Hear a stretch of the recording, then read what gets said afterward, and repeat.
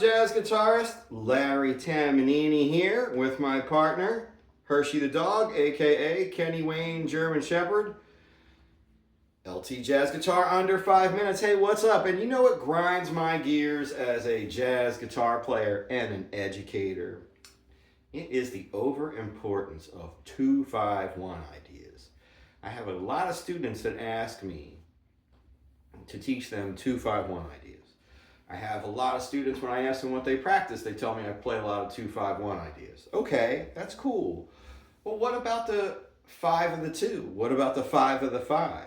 What about the, well, obviously you got the 5 of the 1 covered, but that's good.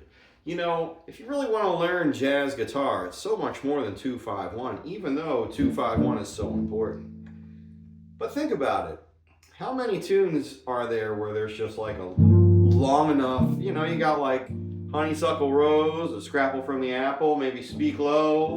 You know, sure, there's a lot of tunes that start on the 2 and then go to the 5 and the 1. A lot of the times the 2-5-1 happens really quickly. And a big misconception that a lot of new students that are to jazz guitar and even sometimes intermediate students is that you have to play the 2, right? The 2 is sort of like an ancillary tone. Have you ever like checked out like some, you know, maybe like modern jazz stuff like with, you know, maybe a Kenny Kirkland transcription or a Herbie Hancock or especially McCoy Tyner? I believe even in Real Book 3, like everything is like sus chord, right?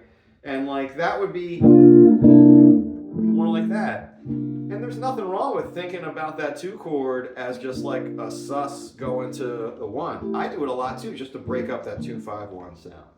You know, you can do a lot of stuff just thinking 5-1, right? That's really, really important. And when you start to understand, you know, the 2-5 to the 2, when you start to understand, you know, the 5 of the 5 idea, right? You know, that's really important. If you really want to understand jazz theory and how it works, you really want to think about like if you harmonize out any scale, you got the 5 to the 1, the 5 of the 2, right? You know, 5 of your 3. You know, obviously you get your 5 of the 4, right? That's like pretty simple, right? That's the first one a lot of us end up hearing. And then you kind of get your 2, you know, the 5 going to the 1, right? And then obviously other ones that are really going to be important is the 6. And then, you know, when you hear that, you know, when I think about like resolving to the 7th, right? It's really just sort of an extension of the 5, you know. I'm really not going to touch that one. So you think about how those 5s end up resolving to all those. And I picked a tune like Joy Spring for a couple reasons. Number one, it's just 1 chord based, right? It's really hard to get anything going, right? Like let's just say you're working on your 2-5-1 ideas and you're trying to play Joy Spring. And your first chord is that F major. Are you just going to wait for the jazz bus to get to that 2-5-1, you know? No, you're going to miss out so much opportunity on, you know, creating forward motion and like playing a solo that's going to swing. The best thing that you can do, and think about a tune that like hangs out on the 1 like this, is you want to think a little behind, right? Some people might call it back cycling, but really what you're doing is you're attacking the 5 chord, going to the 1, but at the end of, right, the melody. It's like the pickup, right? You heard me play, and then, right, I played that 5 going into the 1 chord. Let's just say I didn't play that.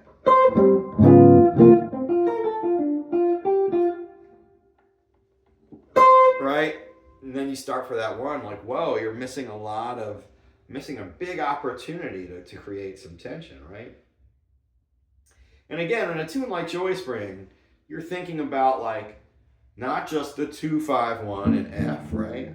We want to think about how some of this other stuff works, and it's very subtle.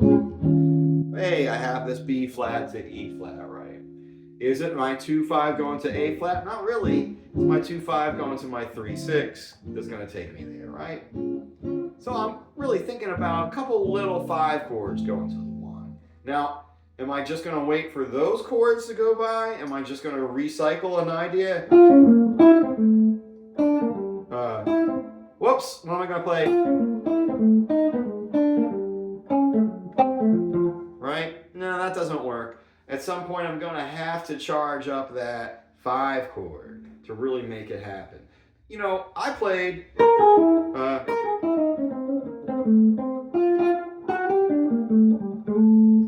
all right, really simple idea. And then a little leading tone into that G.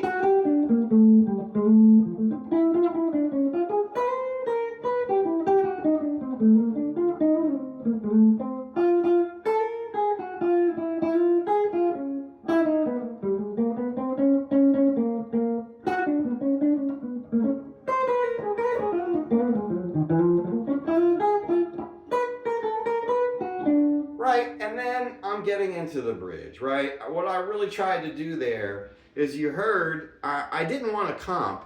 A lot of the times you can make the, I don't want to say the mistake of comping, you know, again, this tune, it's a 1 bass tune. You know, cool thing about Joy Spring is that you're going to practice going up in half steps, right? And then you have this really subtle half step going up to the G flat, right? But it happens in the 8th bar. Just like that. I could just... Then again, I'm missing some more opportunity to create some tension. So, you know, that's a great place to play a line.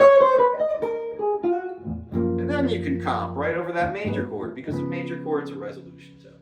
So again, jazz guitar friends, it's not just 2-5-1. Do yourself a favor. Really try to hear the 5 of the 2. Really try to hear the 5 of the 5.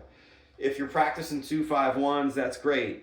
That's just like, you know, you're playing A, E, and I, but you're forgetting O and U and sometimes Y. You know, use all your vowels. Try to play all the progressions. Don't just try to wait for the ones that you know. Practice your 1, 4, 3, 6, right? And then you'll be able to recycle a lot of these lines. That's what's great about it. So, okay, jazz guitar friends, have a great weekend. You know, it's Sunday.